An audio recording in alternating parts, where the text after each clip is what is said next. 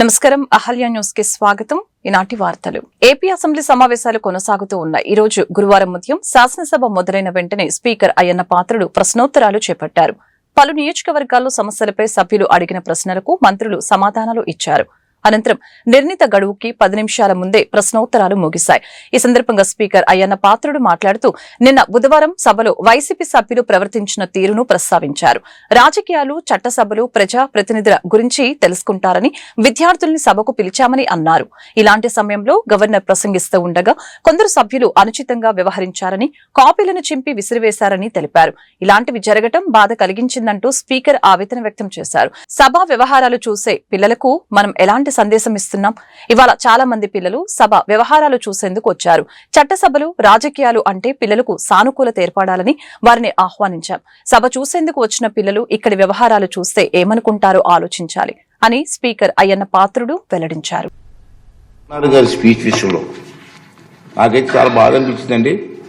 ఇది సభలో మాట్లాడితే ప్రజలకు కూడా వెళ్ళవలసిన అవసరం ఉందని నేను భావించాను. అందుకే చెప్తున్నాను, మీకు చెప్తాను. మన అందరం బాధ్యత గల ప్రజాప్రతినిధులు.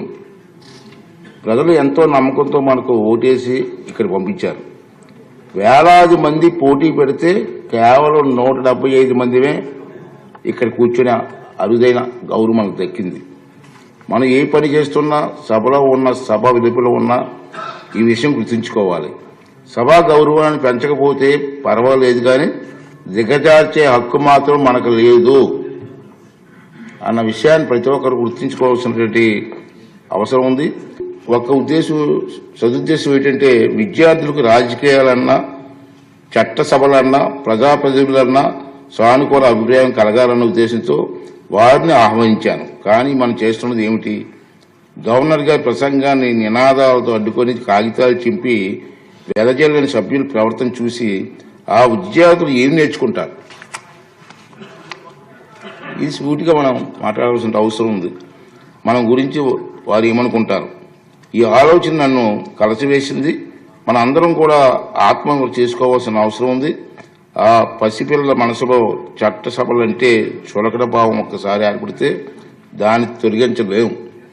అంచేత రాబోయే రోజుల్లో మన గురించి మాట్లాడలేదు నేను.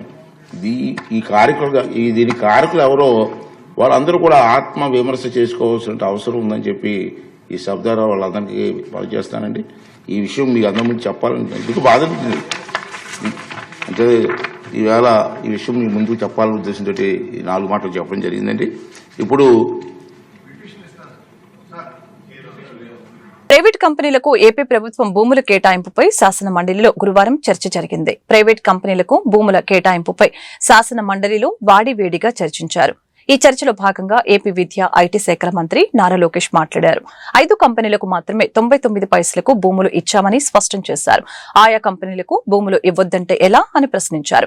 క్రెడిబిలిటీ కంపెనీలకే భూములు కేటాయింపు జరుగుతుందని తేల్చి చెప్పారు. ఎంఓయూలు కుదుర్చుకున్నాకనే కంపెనీలకు భూములు ఇచ్చామని మంత్రి నారా లోకేష్ స్పష్టం చేశారు.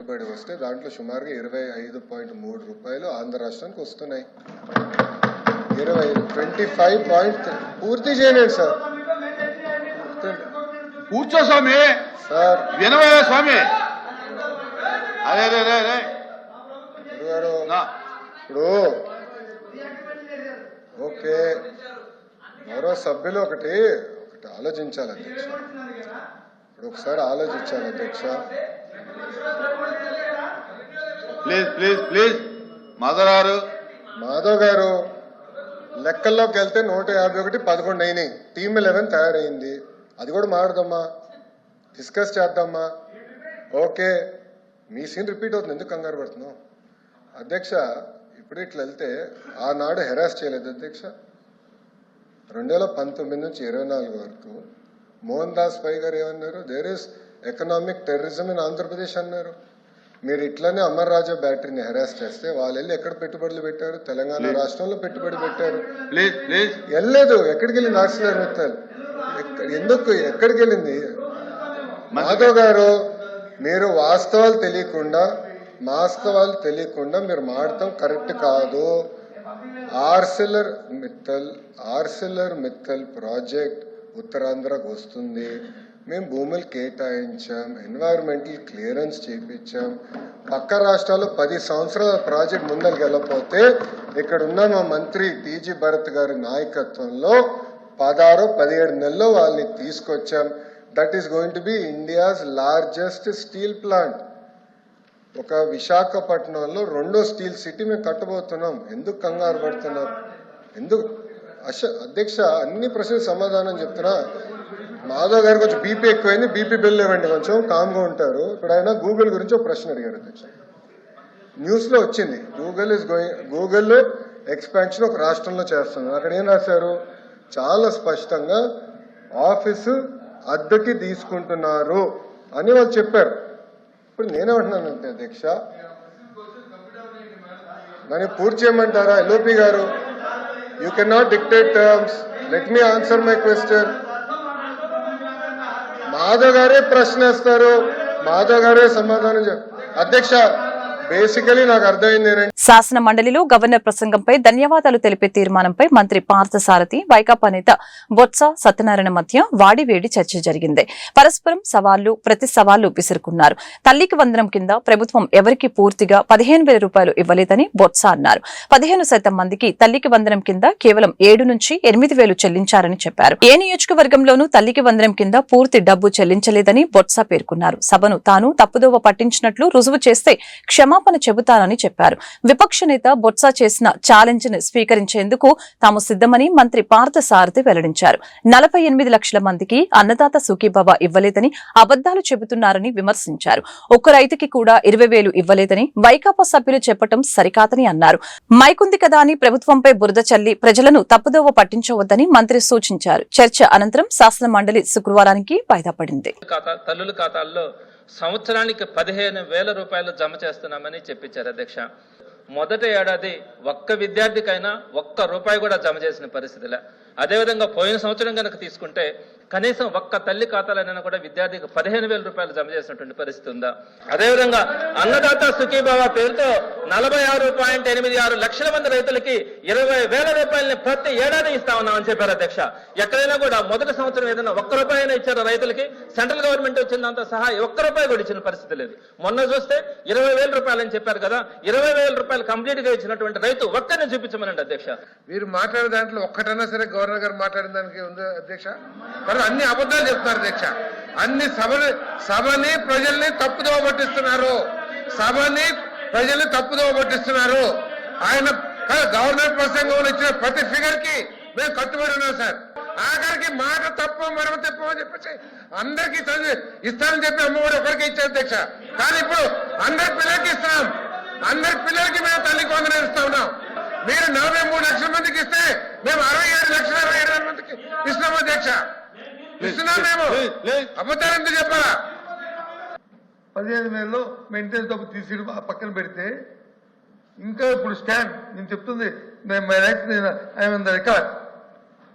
ఇంకా చాలా సుమారు దగ్గర ఐ థింక్ 18% ఇచ్చిన వాళ్ళు 18%. ఇంకా 7,000 8,000 రూపాయలు ఇచ్చారు తప్ప పూర్తిగా 15,000 రూపాయలు ఇవ్వలేదు. కాబట్టి వెరిఫై చేసుకోండి. అందరికీ ఇచ్చి 15,000 రూపాయలు తప్ప ఎక్కడ 6,000 7,000 రూపాయలు ఇచ్చే సిస్టమ్ లేదు అధ్యక్ష. ఏదైనా అకౌంట్స్ తప్పులుండి ఎవరికైనా రాకపోతే మళ్ళీ అప్పీల్ చేసుకుంటే కూడా సమయం ఇచ్చాం అధ్యక్ష. అప్పీల్ చేసుకున్న కూడా శాంక్షన్ చేశాం అధ్యక్ష. అంతేగాని స్కీమ్ మొత్తం 6,000 ఇస్తున్నారు, మీరు 15,000 ఎక్కడ ఇచ్చారు అని చెప్పేసి అది తప్పుతో పట్టిస్తాం అధ్యక్ష. మీరు 15,000 ఇస్తారని చెప్పేసి 7,000 ఇచ్చి చేతులు ఎత్తేశారు. మేము 20,000 ఇస్తున్నాం. ఈ రోజు 20,000 రూపాయలు అందరూ సుఖీభవ 6,000 రూపాయలు కేంద్ర ప్రభుత్వంతో కలిపి 14,000 రాష్ట్ర ప్రభుత్వం నుంచి ఇస్తున్నాం అధ్యక్ష. మీరు ఇచ్చింది 7,000 రూపాయలు ఆ రోజు. ఆఖరి 1,627 కోట్ల రూపాయలు ఈ రాష్ట్ర రైతులకు ఎగ్గొట్టే దాన్ని ఇచ్చింది కూడా ఈ ప్రభుత్వం అధ్యక్ష. 6 నెలల వరకు కూడా రైతులకి బియ్యం డబ్బులు ఇవ్వకపోతే 24 గంటల్లో ఇస్తున్న ప్రభుత్వం ఈ ప్రభుత్వం అధ్యక్ష. రైతులకి డబ్బులు ఎగ్గొట్టినా మీరు సిగ్గుపడాలా అధ్యక్ష? మళ్ళీ చెప్తున్నాను, నేను తప్పుతో పట్టించట్టు. వైఎస్ఆర్ కాంగ్రెస్ పార్టీ అధినేత వైఎస్ జగన్మోహన్ రెడ్డి తీరుపై పులివెందుల టీడీపీ ఇన్ఛార్జి బీటెక్ రవి తీవ్రస్థాయిలో మండిపడ్డారు. ప్రతిపక్ష హోదా లేదన్న సాకుతో అసెంబ్లీ సమావేశాలకు హాజరు కాకపోవడం తనకు ఓటు వేసిన ప్రజలను అవమానించడమేనని ఆయన విమర్శించారు. ప్రజలు జగన్ను ఎమ్మెల్యేగా గెలిపించింది అసెంబ్లీలో తమ గలం వినిపించడానికే తప్ప హోదాల కోసం పాకులాడటానికి కాదు. హోదా లేదని సభకు రాకపోవటం ప్రజాస్వామ్యాన్ని అపహాసం చేయటమేనని రవి అన్నారు. పులివెందుల నియోజకవర్గ ప్రజలు జగన్పై నమ్మకంతో గెలిపిస్తే వారి సమస్యల్ని అసెంబ్లీలో ప్రస్తావించకుండా తప్పించుకుని తిరుగుతున్నారని రవి ఆరోపించారు. ఇప్పటికైనా జగన్ తన వైఖరి మార్చుకుని రాజ్యాంగబద్దంగా తనకు అప్పగించిన ఎమ్మెల్యే బాధ్యతను నిర్వర్తించాలని ఆయన డిమాండ్ చేశారు. ప్రతిపక్ష హోదా ఇవ్వలేదని, అది ప్రతిపక్ష హోదా ఇవ్వాలన్నా వద్దా అని ప్రజలు డిసైడ్ చేసినది. అంటే మీరు ప్రజల్నే ఒక రకంగా అవమానిస్తున్నారు. ముఖ్యంగా పులివెందుల ప్రజలు మిమ్మల్ని ఎమ్మెల్యేగా ఎన్నుకున్నారు. అసెంబ్లీ సమావేశాల్లో, అందున బడ్జెట్ సమావేశాల్లో కూడా మీరు వెళ్లకుండా ఆబ్సెంట్ అయితే అల్టిమేట్ గా నష్టపోయేది ఎవరు అని ఒకసారి ఆలోచించండి. పులివెందుల ప్రజలు, తర్వాత పులివెందుల నియోజకవర్గం నష్టపోతుంది. పులివెందుల సమస్యలతో పాటు రాష్ట్ర సమస్యలు కూడా మీరు మాట్లాడే తర్వాత మీకు రైటు, అవన్నీ మంచి ఒక అద్భుతమైన వేదిక. అక్కడికి పోతే నాకు మైకీరని అదని నువ్వు అంత అపోహలు పెట్టుకొని తర్వాత మీరంతకు మీరే ఊహించుకొని చేయడం కాదు. మీరు ఒకసారి వెళ్ళి సమస్యల పట్ల మాట్లాడండి.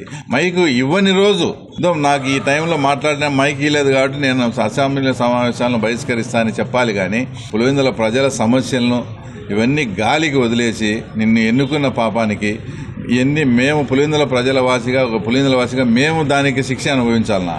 ఇంకొక ఆయన పార్లమెంటుకు పంపిస్తే, ఇంతమంది ప్రజలు మూడోసారి పార్లమెంటుకు పంపిస్తే ఇక్కడ మన ప్రథమ పౌరుడు ఒకటి షీప్ ఫామ్ పెట్టాడు.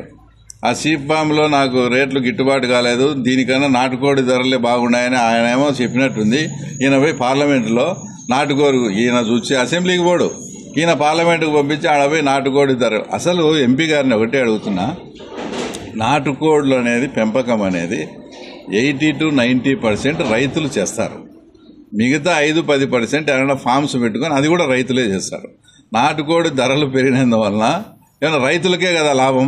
అంటే రైతులకు సంబంధించిన దానికి సంబంధించిన రేట్లు పెరిగితే కూడా అది కూడా మీరు ఓర్చలేక దాని మీద ఇంకా ఏం సబ్జెక్ట్ లేవని తర్వాత దాని మీద ఆయన మాట్లాడడం. అరటి ధరలు 3,000 పడినప్పుడు ఏమన్నాడబ్బా, 3,000 రూపాయలు టన్ను పోయినప్పుడు వచ్చి తోటలు సందర్శించి అది ఏందో పెద్ద రాద్ధాంతమైనట్టు చేసి ఏమేమో చేశా. ఈరోజు టన్ను 25,000 రూపాయలు పోతున్నాయి.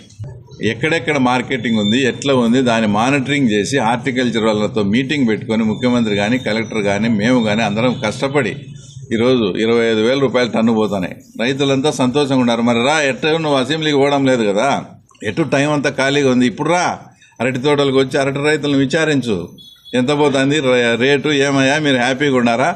చంద్రబాబు గవర్నమెంట్లో రేట్లే రావని దుష్ప్రచారం. అంటే ఒక విపత్తు వచ్చినప్పుడు, ఏదైనా జరిగినప్పుడు ఆ రేట్లు తగ్గితే దాన్ని కూడా రాజకీయం చేసి వాడుకుంటారా మీరు? ఎర్రబల్లె చెరువుకు నీళ్ళేనా వీళ్ళు ఎలక్షన్ రోజు స్టంట్ చేసిపోతున్నారు. ఎర్రబల్లె చెరువు కన్నా నీళ్లు తెప్పిస్తే మేము హరిజన వాళ్ళు ఇల్లు కట్టుకుంటామని మాట్లాడినారు. అలాంటి ఆ ఊరోళ్ళే ఈ రోజు వచ్చి మాకు నీళ్లు ఎక్కువైనాయి మా ప్రభు ఎటువంటి మమ్మల్ని కాపాడండి అని అడుగుతారు. కూటమి పాలనలో ఏపీ ప్రగతి పరుగులు తీస్తుందని గుంటూరు తూర్పు ఎమ్మెల్యే మహమ్మద్ నజీర్ తెలిపారు. సీఎం చంద్రబాబు ఆధ్వర్యంలో రాష్ట్రం సర్వతోముఖాభివృద్ధి సాధిస్తుందని చెప్పారు. అన్ని వర్గాల ప్రజల సంక్షేమాన్ని దృష్టిలో ఉంచుకొని అనేక కార్యక్రమాలు అమలు చేస్తున్నామని అన్నారు. పేదరికం లేని సమాజం కోసం కూటమి ప్రభుత్వం నిరంతరం శ్రమిస్తుందని వివరించారు. గవర్నర్ ప్రసంగానికి ఆయన ధన్యవాదాలు తెలిపారు. పూర్తిగా దిగజారినటువంటి పరిస్థితులు మనందరికీ కూడా తెలుసు.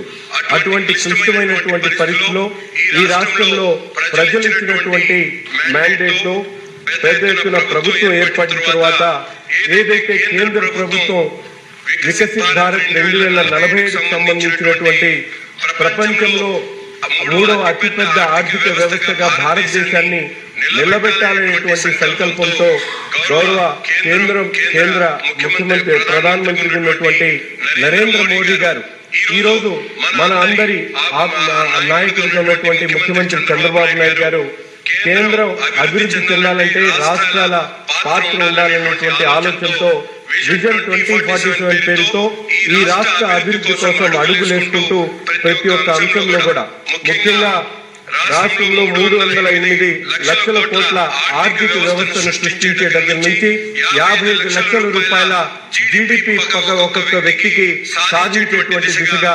అడుగులేస్తున్నటువంటి ప్రయత్నాన్ని నిన్నటి గవర్నర్ గారి ప్రసంగం యావత్తు కూడా నడిచినటువంటి పరిస్థితులు. ముఖ్యంగా ఈరోజు శ్వేతపత్రాలు ఉన్నటువంటి ఆర్థిక పరిస్థితిని ప్రజలకు పూర్తిగా అర్థమయ్యేటువంటి విధంగా తెలియజేసేటువంటి విధంగా శ్వేతపత్రాలు విడుదల దగ్గర నుండి 10 ముఖ్యమైనటువంటి పాయింట్స్ ని పెట్టుకొని గైడింగ్ ప్రిన్సిపల్స్ ని పెట్టుకొని ఈ రాష్ట్రము ఏ విధంగా పయనింపజేస్తా ఉంది, ఈ రాష్ట్రాన్ని అభివృద్ధి దిశగా సంక్షేమం దిశగా ప్రజలకు కావాల్సినటువంటి పరిపాలన ఏ విధంగా అందించాలనేటువంటి ఆలోచనతో ఈ ప్రభుత్వం పనిచేస్తా ఉందనేటువంటి విషయాన్ని 10 గైడ్ లైన్స్ ద్వారా ఈ ముఖ్యమంత్రి గారి ఆలోచన విధానాన్ని మన ప్రభుత్వం పెట్టడం జరిగింది అధ్యక్ష.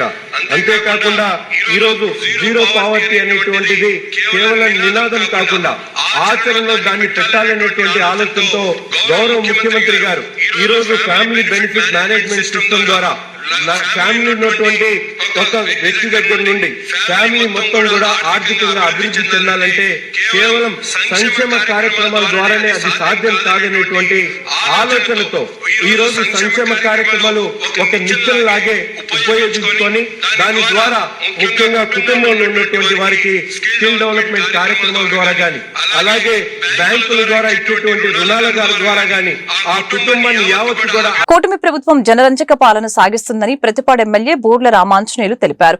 ఇప్పటికే వృద్ధి రేటు రికార్డు స్థాయిలో సాధించామని వివరించారు.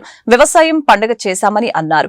నవ్యాంధ్ర అభివృద్ధికి బాటలు వేసింది చంద్రబాబేనని గుర్తు చేశారు. గత వైసీపీ ప్రభుత్వం విధ్వంసం చేసిన రాష్ట్రాన్ని పునర్నిర్మాణం చేసిన ఘనత చంద్రబాబుకే దక్కిందని కితాబిచ్చారు. నారా లోకేష్ తాను చేపట్టిన మంత్రిత్వ శాఖలకు వన్నె తెచ్చారని వెల్లడించారు. ఈ సందర్భంగా గవర్నర్ ప్రసంగానికి ఆయన ధన్యవాదాలు తెలిపారు. మన గౌరవ గవర్నర్ గారు తొలి సమావేశంలో మాట్లాడినటువంటి సందర్భంగా ఆయన మాట్లాడినటువంటి సందర్భాన్ని ఈరోజు ప్రతిస్పందించే అవకాశం కల్పించినందుకు ధన్యవాదాలు తెలియజేసుకుంటున్నాను అధ్యక్ష. అధ్యక్ష, ఆయన తొలి మాటల్లోనే గురిజాడ వారి ప్రబోధాన్ని అందిపుచ్చుకున్నారు అధ్యక్ష. అంటే దేశం అంటే మట్టి కాదోయ్, దేశం అంటే మనిషిలోయ్ అని. అంటే నిన్నటి రోజున ప్రభుత్వం యొక్క పనితీరు, ప్రభుత్వం సాధించినటువంటి ప్రగతి, ముఖ్యంగా ప్రభుత్వ అధినేత గౌరవ చంద్రబాబు నాయుడు గారు తీసుకున్నటువంటి నిర్ణయాలు, వాటిని అమలుపరుస్తున్నటువంటి తీరుతెన్నులు, వాటి ప్రయోజనాలని ప్రజలకు అందించేటటువంటి విషయాల మీద ఆయన స్పష్టంగా ఒక సందేశాన్ని చదివి వినిపించారు అధ్యక్ష. దాన్ని తమరి ద్వారా ప్రజలకు తెలియజేయడానికి ఒక చిన్న ప్రయత్నం అధ్యక్ష. ప్రజల ఆకాంక్షలను శాశ్వత ఫలితాలుగా మార్చడం ద్వారా సంపన్నమైన, ఆరోగ్యవంతమైన, ఆనందమయమైన ప్రదేశంగా, దేశంలోనే అత్యుత్తమ నివాసయోగ్యమైన రాష్ట్రంగా తీర్చిదిద్దడమే ఈ కూటమి ప్రభుత్వ అంతిమ లక్ష్యంగా సాగే దీర్ఘ ప్రయాణం. అధ్యక్ష, ఈ మాటల్లోనే కూటమి ప్రభుత్వం యొక్క నిబద్ధత, పనితనం, ముఖ్యంగా కూటమి ప్రభుత్వాన్ని నడుపుతున్నటువంటి మన గౌరవ ముఖ్యమంత్రి గారి యొక్క చతురత, 40 సంవత్సరాల రాజకీయ అనుభవం, ప్రజల ఆకాంక్షలు ఏవైతే ఉన్నాయో భవిష్యత్తులో వారు ఎదురయ్యేటటువంటి సమస్యలను ముందుగానే పసిగట్టి వాటికి కార్యాచరణ రూపొందించి దాన్ని అమలుపరిచి దాని ఫలితాలను ప్రజలకు ఇచ్చేటటువంటి విషయంలో ఈ 20 నెలలుగా సాగినటువంటి ప్రయాణంలో మన కూటమి ప్రభుత్వం సాధించినటువంటి విజయాల్ని గవర్నర్ గారు స్పష్టంగా చెప్పారు అధ్యక్ష. అన్నం ఉడికిందని అంతా మనం చూడాల్సిన పని లేదు అధ్యక్ష. ఒక మెతుకు పట్టుకుంటే అన్నం ఉడికిందా లేదని తెలుస్తుంది అధ్యక్ష. ఇప్పుడు ఆయన చెప్పినట్టు మాజీ మంత్రి అంబటి రాంబాబును పీటీ వారెంట్పై గుంటూరు కోర్టుకు పోలీసులు తీసుకుని వచ్చారు. ఈ సందర్భంగా పోలీసు వ్యాన్ లో ఉన్న అంబటి రాంబాబును చూసేందుకు వైసీపీ శ్రేణులు, ఆయన అభిమానులు, పార్టీ నాయకులు పెద్ద సంఖ్యలో అక్కడికి చేరుకున్నారు. అంబటి రాంబాబు వారిని చూస్తూ విక్టరీ సింబల్ చూపించారు. తగ్గేదేలే అంటూ పుష్ప సినిమాలో హీరో స్టైల్లో లుక్ ఇచ్చారు. దీంతో ఆయన అభిమానులు వన్స్ మోర్ అంటూ కేరింతలతో రచ్చ చేశారు.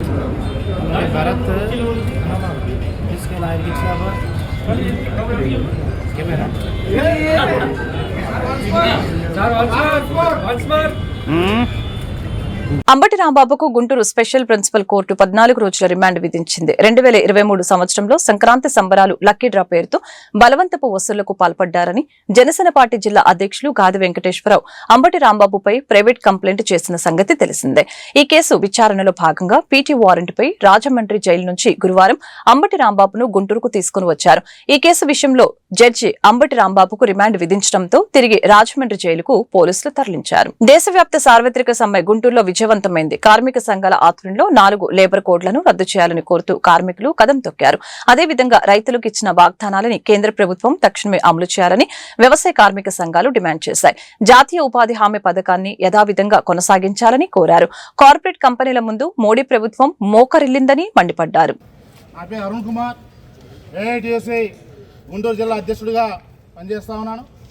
ఈరోజు భారతదేశ వ్యాప్తంగా కేంద్ర కార్మిక సంఘాలు, రైతు సమన్వయ సంఘాలు, వ్యవసాయ కార్మిక సంఘాలు అన్నీ కూడా ఐక్యంగా అనేక స్వతంత్ర ఫెడరేషన్లు, ఉద్యోగ సంఘాలన్నీ కూడా ఒకే వేది మీదకి వచ్చి ఈరోజు దేశవ్యాప్తంగా కూడా సమ్మె చేయడం జరిగింది. ఈ యొక్క దేశవ్యాప్త సార్వత్రిక సమ్మెకి మద్దతుగా ఇక్కడ ఆందోళన కార్యక్రమం చేసినటువంటి నా ఉద్యోగ సోదరులందరికీ కూడా పేరు పేరున ఏఐటియుసి గుంటూరు జిల్లా సమితి పక్షాన విప్లవం తెలియజేస్తా ఉన్నాను. కామ్రేడ్స్, మనం చూస్తూ ఉన్నాం, మనం అనేక సంస్థల పైన గతంలో కలిసి పనిచేశాం. ఈరోజు కూడా ఈ యొక్క సమ్మెలో మనం అందరం కూడా కలిసి ఈ విధమైన నిరసన కార్యక్రమంలో పాల్గొంటా ఉన్నాం. ఈ యొక్క కేంద్ర ప్రభుత్వం అధికారంలోకి వచ్చిన తర్వాత మనందరం కూడా గమనిస్తూ ఉన్నాం, అనేకమైనటువంటి నూతన పోకడలు పోతా ఉంది.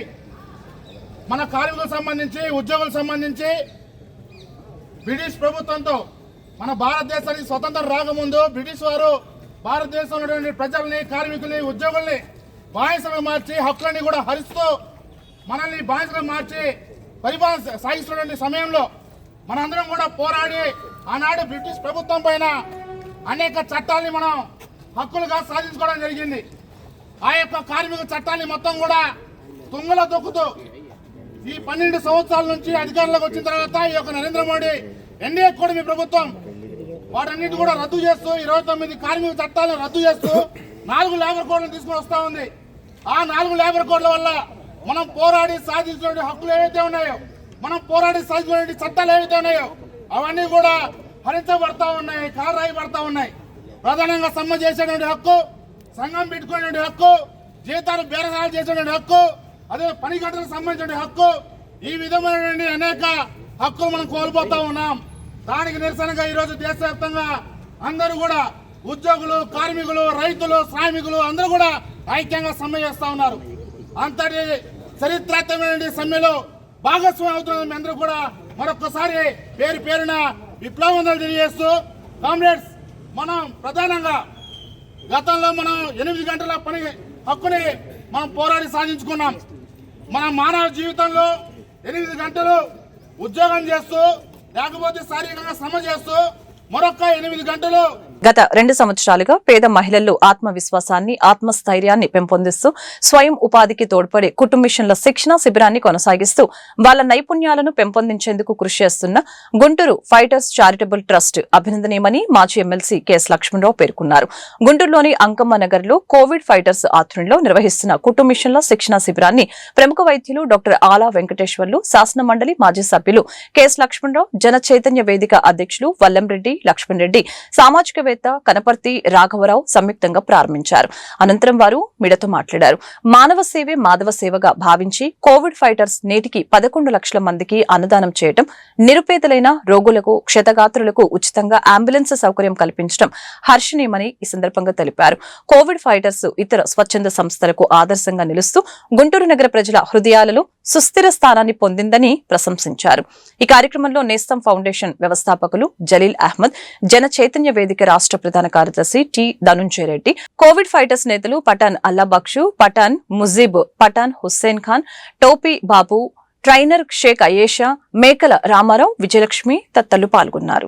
అనే గ్రామంలో మేము కూడా ఒక విజ్ఞాన కేంద్రం పెట్టి గత 6 నెలలుగా కుట్టు మిషన్ కేంద్రాన్ని నడుపుతున్నాం. అక్కడ కూడా 12 మిషన్ల ద్వారా నేర్పుతున్నారు. అయితే అక్కడికి ఇక్కడికి తేడా లేదు. లక్ష్మణరెడ్డి గారి ఊరికి, లక్ష్మణరెడ్డి గారు వాళ్ళ గ్రామంలో 120 మందికి నేర్పాడు. 120 మంది నేర్చుకుంటే ఆ గ్రామం ఎంత ఉంటారు జనాభా 4-5 వేలే ఉంటారు. కాబట్టి వాళ్ళకి ఆ డిమాండ్ ఉండదు. బహుశా వాళ్ళు అందులో కొంతమంది ఆగిపోయి ఉంటారు. కానీ మీరు అలా కాదు, రకరకాల పేటల్లో ఉన్నారు. మన గుంటూరు నగరం జనాభా ఇప్పుడు 8 లక్షలు వాళ్ళు ఉంటారే ఉంటారు. కాబట్టి మనం ఏం చేయాలి, బాగా నేర్చుకోవాలి. ఎక్కడికి వెళ్తారు కుట్టించుకునే వాళ్ళు కూడా వీళ్ళు బాగా కొడుతున్నారు అనే పేరు వచ్చే వాళ్ళకే ఇస్తాం. మనం ఎవరైనా అదే కదా చేసేది. కాబట్టి మీరు బాగా నేర్చుకుని అవి చాలా ఉచితంగా వచ్చి పాపం నేర్పుతా ఉన్నారు. సో బాగా నేర్చుకుని మీ కాళ్ళ మీద మీరు నిలబడే స్థితికి రావాలని ఈ ఉద్దేశంతోనే కోవిడ్ ఫైటర్స్ ఈ కార్యక్రమాన్ని నిర్వహిస్తా ఉన్నారు. ఇది నేర్చుకున్నారనుకోండి, ఇంకా దీనికి అనుబంధంగా చాలా వచ్చినాయి. ఈ మధ్యకాలంలో మీరు అందరూ కూడా మనం మగ్గం వర్క్స్ అని వచ్చినాయి, విన్నారు కదా మీరు అందరూ. అలాగే దీనికి సంబంధించి కూడా ఇంకోటి ఏంటంటాం, ఎంబ్రాయిడరీ.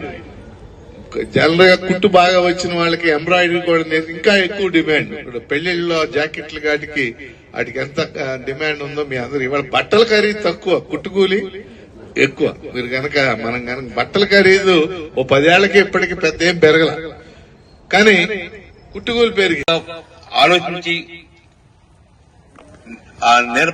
నేర్చుకోవటంలో చాలా కొత్త పద్ధతులన్నింటినీ తెలుసుకోగలిగితే ఉపాధి దొరుకుతుంది, స్వయం ఉపాధి దొరుకుతుంది, బాగా అభివృద్ధి కావడానికి అవకాశం.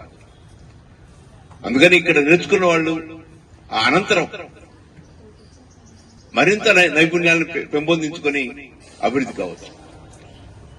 ఒక చిన్న పరిశోధన లాంటి చేసి గుంటూరు నగరంలో ఈ రెడీమేడ్ డ్రెస్సెస్ ఎవరెవరు కుట్టిస్తున్నారు, ఎక్కడెక్కడ అలాంటి కార్ఖానాలు ఉన్నాయి, ఎవరి దగ్గర ఎక్కువ మంది టైలర్స్ కి డిమాండ్ ఉంది, ఎవరికి అవసరం ఉంది, ఇలాంటివి కూడా